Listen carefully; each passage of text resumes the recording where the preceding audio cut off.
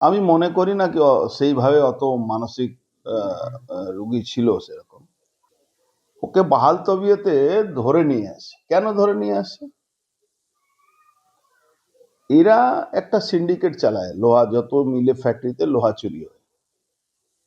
এই সিন্ডিকেটে এদের সন্দেহ হয়েছে এই ছেলেটা এদের কোথাও মাল রেখেছিল চুরি করে, মালটা চুরি করেছে। অথচ এই ধরনের লোক নিরীহ ছেলে, একটু মাঝে মাঝে ব্যালেন্স হারিয়ে দেয়, মাঝে মাঝে ডিসব্যালেন্স থাকে, এরকম আছে শুনেছি। আমরা অনেকক্ষণ অপেক্ষা করলাম। এই ঘটনা আমার বাড়ির সামনে, 18 নম্বর গলি, বিএল নম্বর 18, 18 নম্বর ওয়ার্ড, আমার পুরনো বাড়ির ঠিক সামনে গলি, যে গলিতে প্রায় 8 মাস আগে এই নমিত বম চালিয়েছিল, গুলি চালিয়েছিল আমার উপরে, আমার বাড়ির সামনে বম মেরেছিল।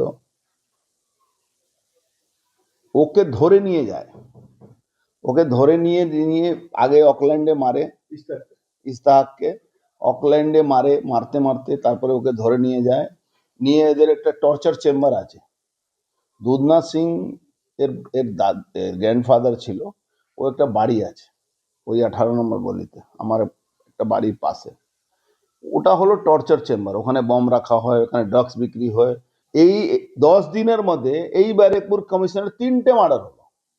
গুন্ডারাজ শেষ হয়ে যাচ্ছে, মার্ডার রোজ হয়ে যাচ্ছে, গুন্ডারাজ শেষ হচ্ছে, ডাকাতি রোজ হয়ে যাচ্ছে, গুন্ডারাজ শেষ হচ্ছে, লুট শুরু হচ্ছে আছে, গুন্ডারাজ শেষ হচ্ছে, ড্রাগস বিক্রি হচ্ছে, গুন্ডারাজ শেষ হচ্ছে, নৈহাটি আর ভাটপাড়া বিধানসভা 6 নম্বর ওয়ার্ডে গোলাগুলি চলছে, অস্ত্র ধরা পড়ছে, গুন্ডারাজ নেই।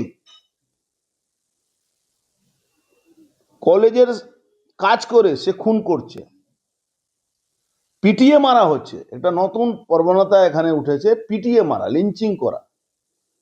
এই একটা নিরীহ ছেলে, আমি এরা মুসলমান মেরেছে, আমার আমার খুব মাথা ব্যথা ছিল না, কিন্তু আমি দেখলাম কেউ তো বলবে। একজন তৃণমূল কংগ্রেসের নেতারা কেউ বললো কে খুন করেছে কেন একটা মুসলমানকে? কোন মুসলমান তৃণমূলের নেতা কেউ বললো কে একটা মুসলমান মারা গেছে? আমার বিবেক এলাও করলো না, আমি এই ব্যাপারে বলতাম না, বাধ্য হয়ে বলেছি যদি আমি না বলি এই গুন্ডারা আবার এই তৃণমূলের মদতে আবার একটা নিরীহ লোককে মারবে। এরা কোনো কোনো এদের যে মানে অপোনেন্ট, মানে যে বিরোধী, তাকে এরা খুন করবে, এর সাহস নেই।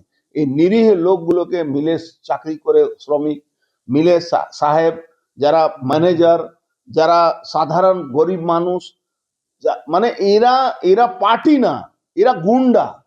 এরা পার্টির মদতে গুন্ডামি করে এলাকা দখল, এলাকা লুট, এই সব এরা করছে পুরোপুরি লোহাচোরের মদতে।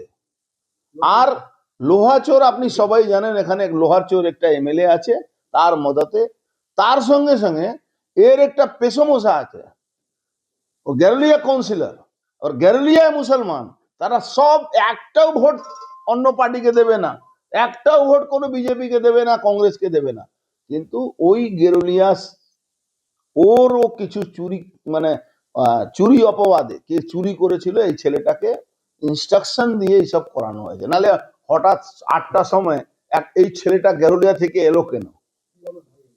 পিটিয়ে মারা হয়েছে, পিটিয়ে। বাদ বাকি তো পোস্টমর্টম বলবে, কিন্তু যা ওকে বডিটা দেখা হয়েছে, যা ফটো দেখছি আমরা, পিটিয়ে মারা হয়েছে ভোর 7:05। আর পুলিশ খুঁজে বেড়াচ্ছে একে নাকি, সারা রাত নাকি সিপি খুঁজে বেড়াচ্ছে, সারা রাত নাকি পুলিশ খুঁজে। আসলে প্রবলেম কি হয়েছে, পুলিশের মধ্যে তো মল আছে, পুলিশের মধ্যে চোর আছে।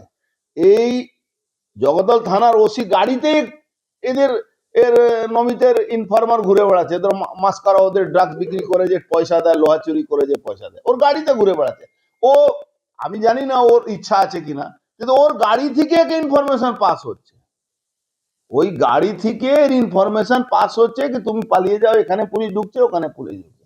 কি পুলিশ করবে? পুলিশ তো বেচারা পুলিশ হয়ে গেছে।